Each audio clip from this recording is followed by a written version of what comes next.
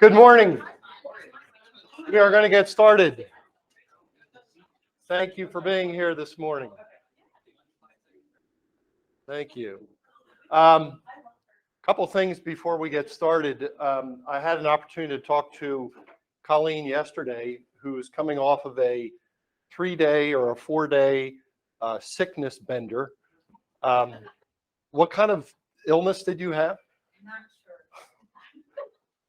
So I kidded around with Marion yesterday. I said we need to quarantine her. So we're going to put this between Marion and Colleen right here.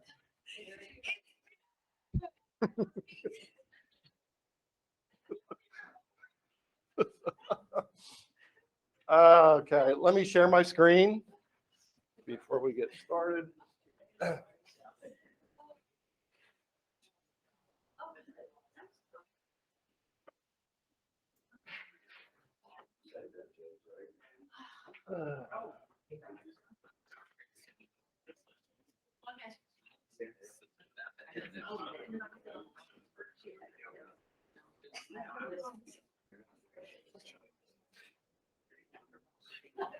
All right. So we have a lot of stuff to cover today. So I'm going to get right into this. Our mortgage team is here. Dan and James.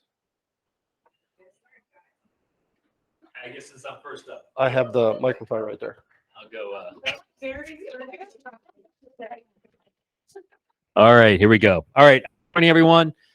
Two things we're going to touch on. I'll start, and then James goes after me. But I wanted to talk a little bit about the lender cash programs that are kind of in the marketplace right now. I'm not sure if anyone's come across this information from a listing perspective, if you've gotten offers that are touted as cash offers, but they're kind of hid behind a mortgage. I wanted to offer a little insight. I did some mystery shopping with some of these lenders that are offering these programs just to get a good understanding of what they're about. Obviously, they wouldn't give me every little detail because I wouldn't give them my information, but just a few things. So lenders are touting these cash programs to differentiate buyers' offers, which, ultimately it's great marketing. It sounds appealing. They're trying to create an edge for buyers, but they're the question is, are they really cash buyers? So, when we have a cash buyer, we don't like cash buyers, but ultimately they're paying cash for the house. There's generally no contingencies, no appraisal, no inspections. And it's a quick close that they offer in many cases. So that's your true cash buyer coming to the table with cash. These lender cash buyer programs, they usually always require an appraisal. There's often inspections involved. So if you have a situation where there's, you're using VA because they are having these cash buyers. They're still getting a VA loan. There's still going to be a termite required. If it's private water, they're going to have a water inspection required.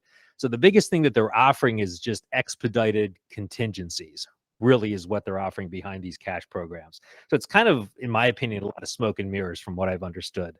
No lender is going to assume any additional risk when it comes to a borrower or a property. So that's, basically any lender is going to have to maintain assurance that the property that's being purchased and the borrower, that their qualification, everything is solid. So the lender cash buyer and cash guarantee programs that are still out there, they're still always going to be based on the lesser of the appraised value or the contract. So if you have an appraisal gap, even though it's supposed to be a so-called cash buyer, there's still going to be that issue there where the buyer's going to need to cover any type of appraisal gap. So that's kind of what I learned from that. Obviously, true cash buyers are always going to have an edge.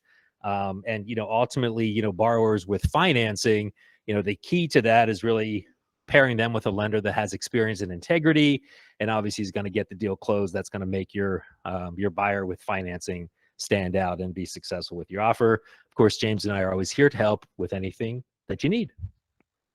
Sure. Morning, everybody. I wanted to talk about kind of payment versus rate and monthly PMI really versus the single premium option. So, payment conscious buyers are, that are looking for ways to reduce their monthly payment. A lot of times it's like, what about a larger down payment? Generally speaking, For each $1,000 that they put down extra, it's about $5 in payment. So not a huge benefit there. You know, $10,000, you're looking at $50 a month. So on a 5% down conventional buyer, just as an example, a $237,500 loan amount, monthly mortgage insurance would be about $80 a month, you know, depending on credit score and things like that. 16,000 additional down payment dollars would reduce the monthly payment by $80 a month, give or take. Single premium mortgage insurance, the upfront cost of that would be $4,800.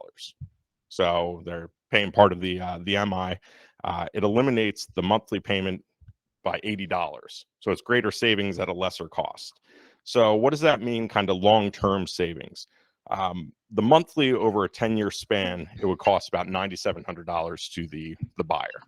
With the single premium option, it would cost them $4,800 in their monthly payment. So they're looking at a roughly 50% savings with the single premium option. So kind of the bonus, the borrower's buying power increased by $16,000 for less than $5,000 out of pocket additional funds. You know, this is kind of a generic example, but it's realistic in terms of the cost and savings and benefits that, you know, will obviously vary by borrower. It's driven by credit score, loan amount, you know, things like that. But it's a way to, you know, potentially reduce monthly payment, give people a little bit more buying power if they have some extra money to put towards that monthly or the mortgage insurance. And you know, if you have anybody that's kind of in that situation, Dan and I are happy to discuss these options, kind of go through it, see if it makes sense, because it may not make sense for one buyer compared to the next, but we can certainly go through those options and see what works and get them into the best deal possible. Any questions on that? We can talk more one-on-one if you have anything you'd like to talk about on that. So. Thank you. Up next is our settlement people.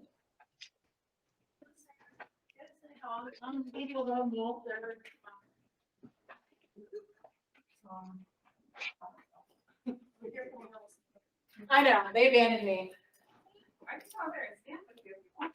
No, it's fine now. You're good. You're good. You see what I deal with on a daily basis? I just want to make that very, very clear. So first and foremost, we want to say thank you for everyone's support over the last couple of months and the last couple of years, obviously. But a few things to remind you of.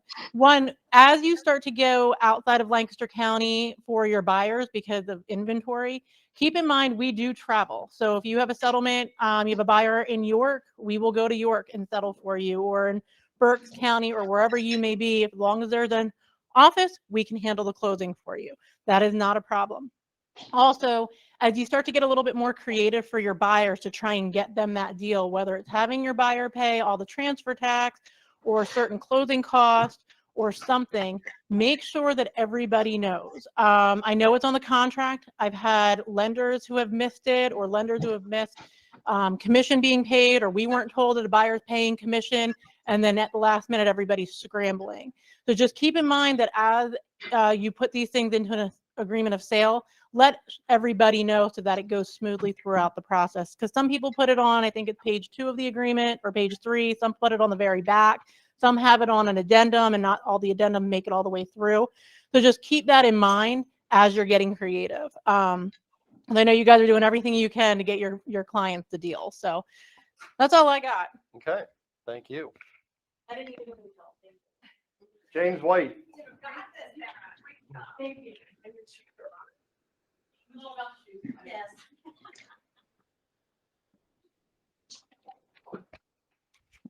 Okay, I just have a quick update on a little flyer I got about the new flood insurance program that's taken effect, actually took effect back in October, and it's hitting renewals now for existing policies, basically. So the National Flood Program, it insures about 3.5 million homes in flood areas. And the reason that this has been overhauled is because it's been in debt by more than $20 billion rather.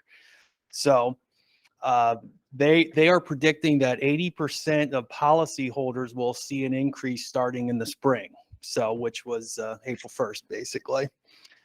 And it's going to now price each home individually rather than by the zone. So the new top insurance rate is $12,000 annually compared to $63,000 annually for the home in the flood zone, basically. So couple of good things are that grandfathered rates would not be increasing by more than 18% year over year. And elevation certificates, they are no longer needed for this program. And the policyholder would still be able to transfer a grandfather rate plus other discounts to a buyer of a new home by assigning that existing flood policy during the sale of the property. So that might be something to think about if you have an existing flood policy in a flood zone, basically. So that was all I had. Thank you, James. Appreciate you. Can lay it over there. Okay. Up next, I have Colleen, who has a presentation. Oh, did I wake you up? You know, still recovering. All right, good morning. So in 1997, there were a couple things that happened that they just kind of changed the course of things. So Bill Clinton was president of the United States. Microsoft became the most valuable company in the world. The last Woolworth store was closed. Tiger Woods became the youngest golfer ever to win the Masters. Howard Stern started his radio show. The movie Titanic was released. Pathfinder landed on Mars. All of those things, very important. But there was something else that happened in 1997 that was even more important. And that was Marion joined our company. And so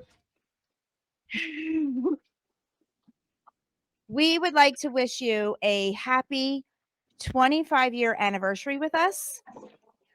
Wow. A good admin can be a backbone to a company, to an office. And we are very fortunate here in this office to have some of the best. And we have 2 full-time that are here and do everything. And Marion, you have been with us longer than a lot of us in this room, most of us in this room.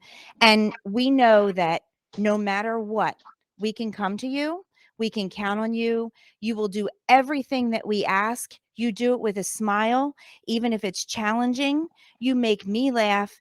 You are everything to Tom and I. So we just want to thank you. So on behalf of all of us, we'll give you a big round of applause. Happy 25 years.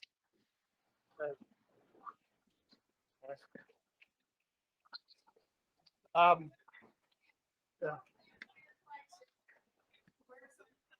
Yes.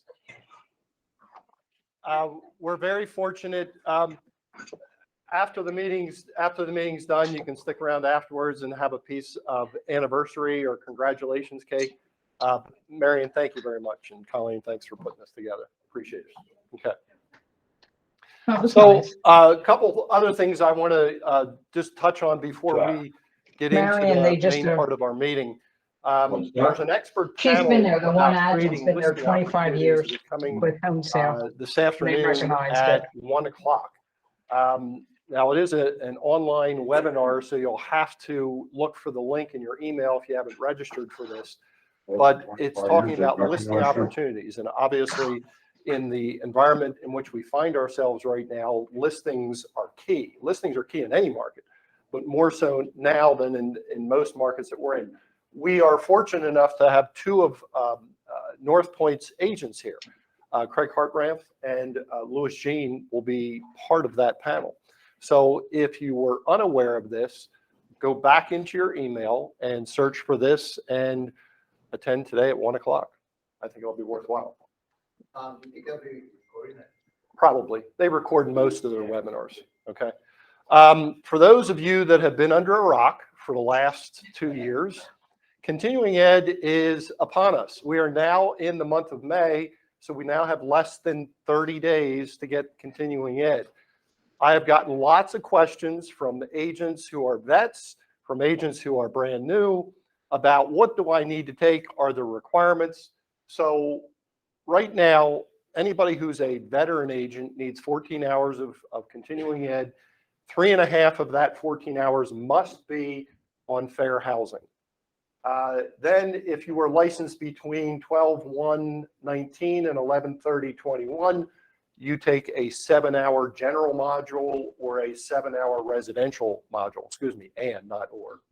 And if you were licensed after 12/1/21, yippee skippy, you have no CE required until the next go round. So once again, don't wait till the last second, even though a lot of you will. There's plenty of courses out there. You can take them live at LCAR. There's a lot of online places you can get these. But once again, for those that are vets, make sure you get this 3.5 hours of fair housing. Okay. All right. Wanted to also, I've heard from a lot of people. I've heard from agents and consumers talking about the impact of interest rates. And James and Dan have been talking about the interest rates for actually quite some time now and how they've been going up. Approximately, where are we today, guys? Approximately. Say again? 5.875, which is a big change from about 60 days ago. Okay. So I found this, which I thought was interesting. This is a chart that shows interest rates that have gone up more than 1 percentage point during a period of time and what it has done to home prices and home sales. A lot of people see these interest rates going up and they're saying, geez, the market's going to go down. Home prices are going to go down. We're hearing a lot of that. But this is traditionally what has happened. And there's actually been 6 times in our history, and our recent history, that this has happened. Here's what's happened to home prices during this time. Everything has gone up. They've gone up on average 8%. So don't let what you're reading in the newspapers and the media affect your thinking. We're still in a really good time, and we're going to talk about here in a second. The demand is still there, and I think you guys are feeling the demand because of your buyers are still submitting agreements to sale, and they're still in competition with other buyers out there. The other thing is people are concerned about, well, what's this going to do to our sales? Is it going to cause our sales to dip? Well, this is the same group. So on average, sales year over year have dipped 5%. So it's not a huge falling off a cliff. So I just wanted you to be aware of this. If you're dealing with clients out there, and I'm starting to hear more and more clients are saying to you guys, hey, I think I'm just going to wait this thing out, see where this market goes. I don't think that's the right thing to do. And history proves this out. The other thing that I saw, this is the showing index, showing time index over the last, I think, 5 Februaries, starting in 2018 to 2022. Look where it is in 2022. Our showings have increased over the last 5 years in February. So we still have tons of demand out there. And as I said, I think you guys are feeling it also. You're also having buyers out there that are scrambling around trying to get into properties. There is our listing count on a monthly basis is starting to go up. But the unfortunate thing is there's more homes that are going under agreement now. So it's not being reflected. So our listing counts are starting to go up a little bit. Okay. Before I get into this, Jen has joined us this evening, and I'll put her on the spot. Not this evening, this afternoon, this morning. Good morning. Good morning, Jen. Do you have any words of wisdom for the troops here?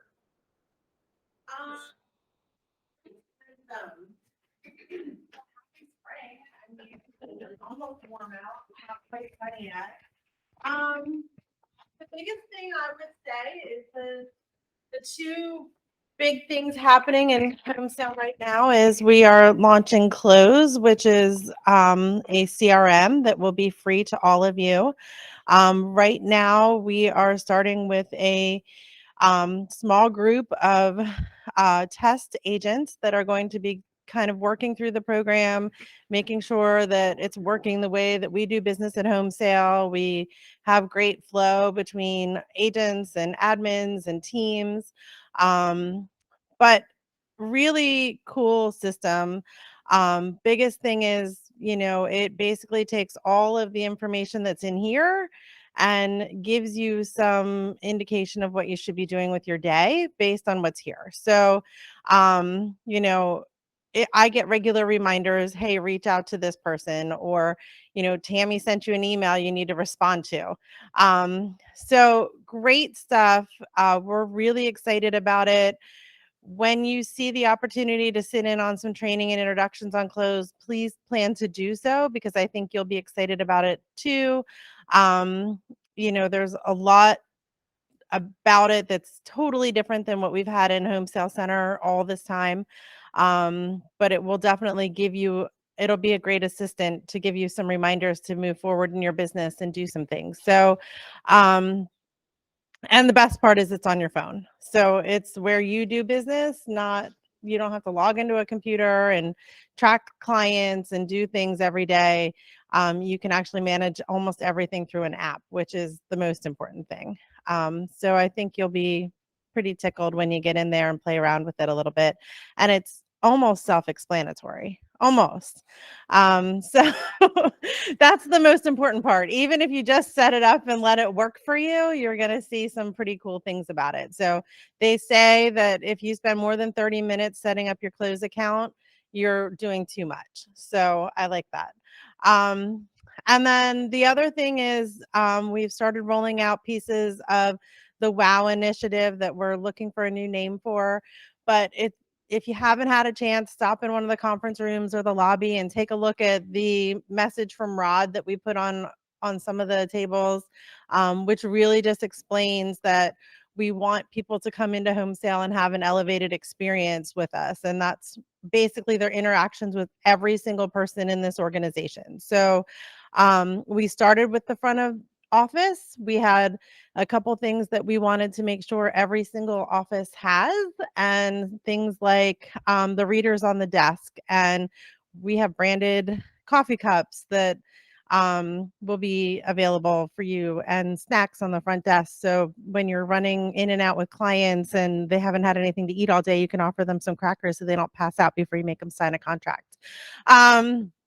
But just some little things that we're, asking everybody to get on board with. And our goal is to have every single department in the company have 4 or 5 things that are critical to the service that they're providing to their own customers. So right now, our initiative is to do some training around some of the Disney principles and talk about how everybody in that organization really embraces those principles and works together. So once we get our leadership trained, which they are the last to go through that training after all of our departments, they'll be bringing it to the offices too. So I'm really excited about that. And, our biggest thing is that we have the ability as the market leader in a lot of places that we are to lead the way in service and real estate, and in an industry where so many of our competitors are trying to move away from service and away from handling clients with lots of care when they purchase the biggest asset of their lives. Homesale is kind of maybe quadrupling down on providing extraordinary service every single time. So stay tuned for more about that, but I'm excited about the initiative. Thank you, Jen. So Jen is here to be good cop. I'm going to be a bad cop for a second. So she told you all about the readers and she told you all about the snacks. She also said to you, they are for who? Once again, if you can refrain from, dipping into the snacks or grabbing the readers, they are for the clients. So just a word to the wise. Okay. Thanks, Tom. Thanks. See, I'm the bad cop. I know, but I'm sharing. Don't put the readers on the table. Someone's going to use them for Popeye.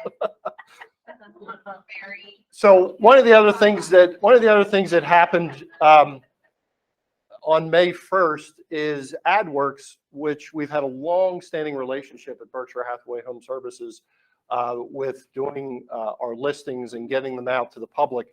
Adwerx is going away, and Adwerx actually went away, and it is now Chalk Digital. You did receive an email on this, maybe 2 or 3 emails on this, but like most people, a lot of those emails go by the wayside, and you're like, well, I didn't even know Chalk Digital took over. Well, that's one of the good things in that it should be seamless. There should be nothing that you notice differently. However, there are some advantages to Chalk Digital. First of all, this company, Chalk Digital, handles the social media for some of the largest companies in the entire world. So we are fortunate to have them as a partner. Where do you find Chalk Digital? If you go to your resource center, it's the tile up in the left-hand corner called Chalk Digital. And then once you click on that, it takes you to a screen where you have 3 or 4 different options. This is the first option. This is the listing option. This is what you get. This is what we all get when you get a listing. It automatically gets fed into our system, and an ad is created for that. This is not a new product. It's been actually used in the international marketplace with Berkshire Hathaway HomeServices for quite some time. We're now just bringing it to the United States and mainland. Automatic promotion of new listings for 1 week across a 15-mile radius of the property. And additional weeks may be purchased by the agent if you want to continue on with that. And they are at huge discounted rates. All you have to do is get into your dashboard, and you can see how many people are looking at this ad. This is really nice to turn over to your sellers. And you can track everything through your agent dashboard right in the resource center. So it's a really big advantage. Differences with Adwerx. Well, it's now appearing on other types of apps that Adwerx wasn't, such as CNN, the Weather Channel, ESPN, and Facebook. So it's getting more exposure than ever before than what Adwerx was giving us. Not that Adwerx was a bad thing. And you can retarget where you want this sent to if you have a seller's email address that you are inputting into your dashboard. Here are the other ones that are in here. There's an ad builder service. By the way, some of these are pay as you go. There's an ad builder service. There is an automated target marketing section. And there is an addressable TV section where you can get actual TV ads that are branded not only to the company, but to you specifically. Now, I got in here right after May 1st and started playing around. It is really, really easy to use. It's step by step. All you're doing is just clicking on things. I highly encourage you, get in there, take a look and see what's available, because it's part of our franchise that we pay for. So it's a really good service. Tom, excuse me. Yeah. Could we just move the camera to this center so that the slides are? It's the only thing I'm not sure you're going to be able to. Go ahead. Pull. As far as it'll go. There we go. Okay. All right. Jen just mentioned this. Close. We've had access to this. When I say we have, managers have had access to this, playing around with this. It's unbelievable what is coming through and what it is telling you to do on a daily basis. I'm blown away with the artificial intelligence. So when this becomes available, please jump in, and it is real easy to use. Seller's property disclosure. I know everybody's like, yeah, we all have a seller's property disclosure. So I've seen a lot of seller's property disclosures lately that are incomplete. And I'm getting to the settlement table, and a week before settlement, people are now noticing things are blank on this document, and they're causing problems. So I need you to pay a little more closely attention to these things. There are 290 blanks. I counted them. 290 blanks on a seller's property disclosure. So what are the odds of a seller not filling it out correctly? I got to tell you, pretty good. they're either going to skip over something or they're going to answer something incorrectly. It's our job as an agent to look and see what they're putting into the seller's property disclosure and make sure that it actually matches the property itself. Don't just take the seller's property disclosure and stick it into the loop where somebody's going to get it on the MLS. And by the way, we're going to get to that in a second as a buyer's agent. So we are all moving like this guy right here, right now. This is exactly what we're doing. It's real easy as we're going through this to skip over some of the steps that really we need to pay attention to as agents. So as a listing agent, make sure that the document is filled out. I mean, it seems very basic, but take the time after the seller has gone through there and make sure the whole thing is complete. Ensure that there aren't any mistakes or contradicting information. So I've seen information on these sellers' property disclosures just recently where I'm reading in one section that contradicts another section and it just doesn't make any sense.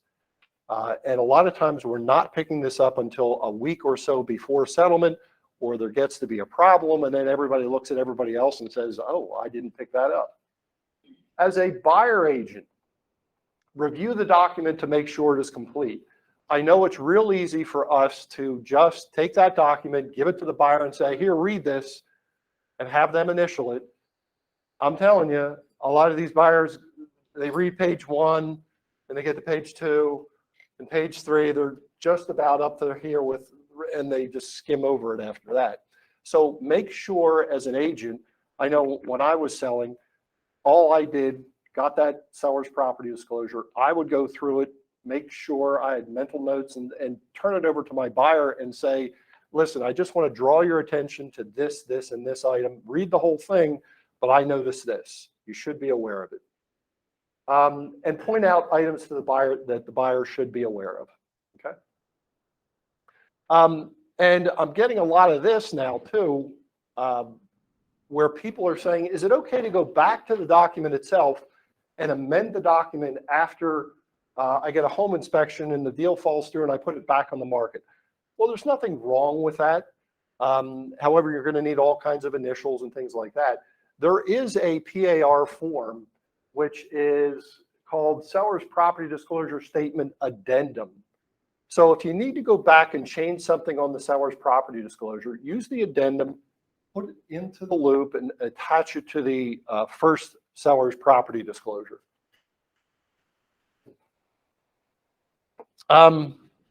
So there's a couple major shifts, potential shifts on the horizon. Now, I put this stuff up here not to scare you, but to get you thinking a little bit. There are some lawsuits that are happening across the country right now that may impact our business. I'm going to take one of them, and you're going to see where I'm going with it. I'm going to take one of them and talk a little bit about buyer agency. I know we'd like to focus on listings and getting more sellers, but I think also we need to watch what we're doing with buyer agency, and I'll talk about that here in a second. But here are some things that are being challenged across the country right now. There's a challenge to the clear cooperation policy. Clear cooperation policy, for those of you that don't live and breathe this like Colleen and I, this is where when you take a listing, it's got to be into the computer within 1 day, 24 hours, okay?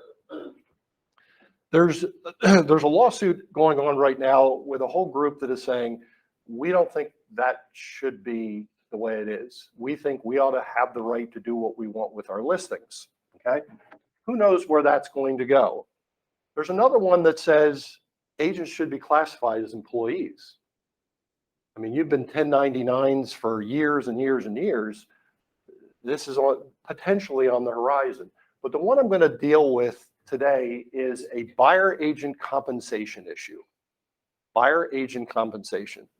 And before we get to that, I want to take many of you back in time to when buyer agency actually started, okay? By the way, who was in the business in 1993 in this room? Okay. Do you remember when buyer agency started? Okay. Do you remember the lawsuit that was going on at that time? this is at a time when a lot of this information wasn't disseminated into the to the agent population, and most brokers were following it, and then all of a sudden it hit us like a ton of bricks. This is what actually happened. It was a case called Dismuke versus Adina Realty and Bokuski versus Adina Realty. Adina Realty is in the upper Midwest, Minnesota, Wisconsin, a huge company. They're always ranked in the top 10 in the United States. Lots of business. So what happened was buyers sought $200 million in earned commissions over a 6-year period involving over 6,000 transactions. $200 million. Sellers sought $75 million damages, claiming they were not represented. And by the way, for those of you that are newer in the business, back in this time, there was no buyer agency, none. Everybody was working for the seller. You were either a listing agent or you were a sub-agent. You were a sub-agent. And everybody was supposed to be working for the seller, except what did most sub-agents actually do? They ended up working for their buyer unbeknownst, okay? So it became a problem, and that's what this lawsuit was all about. So the outcome was that the disclosures that Adina were giving to their clients and customers, they found not to be adequate. And they made everybody change these disclosures literally overnight. And there were a lot of brokers that were left scrambling, trying to figure out what do we put into disclosure that won't get us in trouble. And that's where, you know, the consumer notice came in, and we all use the consumer notice today. But these type of things really hit us like a ton of bricks back in the day. It's almost come full circle at this point in time. This is a class action lawsuit that just went forward. And once again, I'm not here to scare you. I'm here to share with you, I think we need to do a better job as a buyer agent. So this is what's happening. There's two people, Sitzer and Winger, they're actually in Missouri. They brought a lawsuit against NAR, RE/MAX, Realty, Keller Williams, and HomeServices of America. Some pretty large companies there, some pretty large players, okay? There's hundreds of thousands of home sellers that they're seeking to reimburse $1 billion with a B, $1 billion in commissions. $1 billion in commissions. Because they're saying, you know, we'll get to it in a second, buyer agents are compensated by who at this point in time? It's usually in the seller. And this whole thing is about, is that really the right thing to do? Okay. So what is being alleged? The enforcement of certain NAR rules results in price fixing that artificially inflates residential real estate brokers. Commissions home sellers pay because sellers would not pay buyer brokers without those rules. So they're saying, let's wipe out buyer agency overnight. Okay. Once again, just stick with me for a second here. Here are the issues that they have with NAR's rules and NAR's standards of practice. Number one, they require listing brokers to offer a blanket unilateral offer of compensation to buyer brokers in order to submit a listing to a realtor-affiliated multiple listing service. They don't think that ought to happen. Number two, standard of practice 1615 in NAR's Code of Ethics, which states that in cooperative transactions, realtors shall compensate cooperating realtors. The argument is made, why should I have to compensate a buyer broker? Number three, 1616 states, realtors acting agents shall not use the terms of an offer to purchase to attempt to modify the listing broker's offer of compensation to agents, nor make the submission of an executed offer to purchase contingent on the listing broker's agreement to modify the offer of compensation. The lawsuit says, why not? Why can't we do this? They're calling it a restraint of trade. And number four, which is a standard practice 3.2, any change in compensation offered for cooperative services must be communicated to the other realtor prior to the time that realtor submits an offer to purchase the property. After a realtor has submitted an offer to purchase property, the listing broker may not attempt to unilaterally modify the offered compensation with respect to that cooperative transaction. And they're asking the question, why can't we? Why can't we modify stuff? You're restraining us. Okay? So here's some questions to ponder. And I want to keep in the mind what you're doing right now with as a buyer agent, and how you're acting with your buyers. These are some things, if this lawsuit goes through, and it's now a class action lawsuit, which means everybody's piling into it, okay, is will buyers be able to finance their buyer agent fee? Right now, they can't, or they won't, okay? Can't go into the mortgage amount, okay? What happens in VA transactions? James and Dan can share with us, in a VA transaction, what can the veteran actually pay for? Nothing, okay? So if we have a VA transaction and the buyer's agent has to pay the buyer broker fee, how are we going to do VA transactions? Okay. Well, MLS's changed their co-op compensation policy. Right now, in order to put something into the MLS, you have to offer a co-op compensation. It could be a flat fee. It could be a percentage. I'm seeing things all over the board. I'm kind of interested in hearing some things that I've seen $1 offered. $1. I have seen flat fees especially with new construction, flat fees of $2,000 as a total commission. I saw one the other day of a 1% fee to the buyer's agent. So things are happening all over the board. And, we're looking at that. But what this is saying is, suppose there's no compensation at all. Suppose there's no compensation at all, and you as an agent have to look to your buyer. Okay? Have to look to your buyer. How will Zillow and Realtor.com models fare? What are they basing all of their stuff on right now? Getting in buyer leads from the web and selling them off to real estate agents?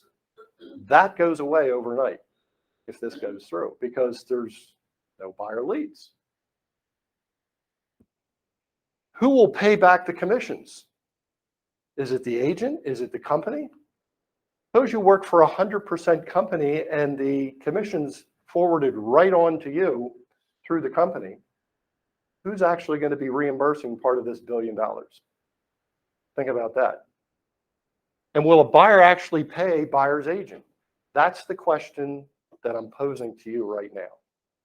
I think we all need to start thinking a little differently. Whether this lawsuit goes through or not, that's another story. But I think we need to, as agents, express our value to our buyer clients so that we don't end up saying this. We've all said it. Mr. and Mrs. Buyer, don't worry about it. My services are free. Stop today. Start having value in what you do with a buyer. Your services are not free. Now, according to that contract, the listing contract and the buyer agency contract, it says, hey, I'm going to first seek compensation from the listing broker.